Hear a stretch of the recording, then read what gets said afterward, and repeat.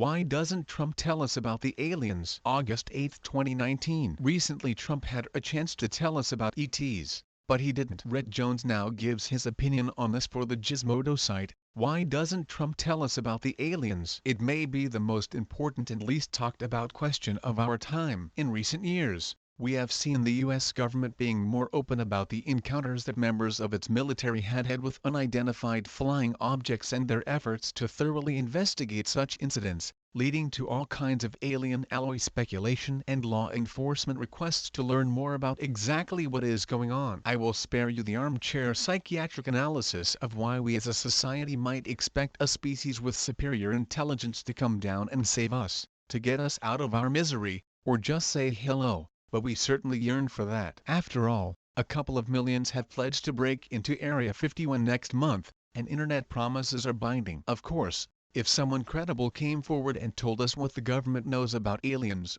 that person would be a hero. In the absence of someone credible, the president would be sufficient. So why doesn't Donald Trump tell us all there is to know about the aliens? Trump, in fact, talked about it a bit. In June, George Stephanopoulos visited the Oval Office and broached the subject of Navy pilots who saw foreign objects flying across the sky and behaving in erratic patterns. Stephanopoulos asked the president if he had been informed about the matter and what his thoughts were. Trump said he had a very short meeting and seemed cautious about contradicting the soldiers' reports. He said, "Let's see," which is a standard answer when he doesn't want to answer a question, and he gave his own opinion on the matter, telling ABC News anchor that people are saying they are seeing UFOs. "I believe it. Not particularly. I find your lack of belief believable." Trump is a deeply indifferent man when it comes to matters that do not involve him personally. As President of the United States, he has the right to disqualify any confidential information he deems appropriate, and he exercises that right in irreverent ways that do no good to anyone. However, he believed this would help him in some way. What the government knows or doesn't know about aliens would be extremely valuable. If put in his shoes,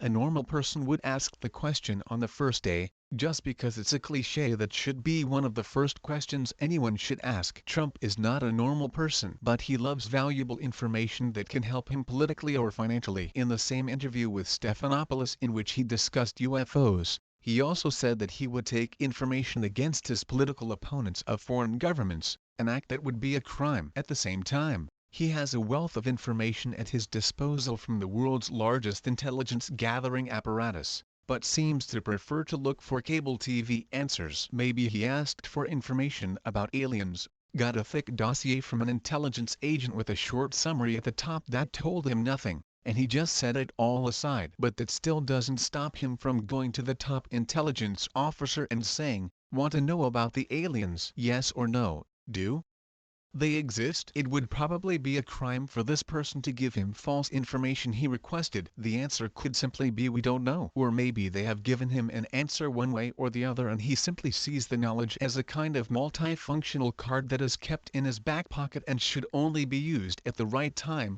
The exact phrase escapes me in the time. And even if he had no idea, couldn't he tell a big lie about it? It would be much easier to lie about aliens than, say, to lie side by side with the first responders of the 9/11 bombing. Without going into a lot of assumptions about how information could be used, let's just stick to the political game. We established that he could be a hero who finally told us the truth. But telling the truth is not the style of politicians. Of course, he could go beyond just telling us, downgrading the information and dumping it on us all with the vouchers. What does he care? For a man who is obsessed with getting into history as the hero who took us to Mars, being the guy who told us about the aliens would seem tempting. But revealing information about aliens also carries the motivation to serve as a distraction. I will not say that Trump plays 4D chess and is always making calculated decisions to distract the audience when he is in a dispute. He does disturbing things naturally, and he's always involved. But from time to time,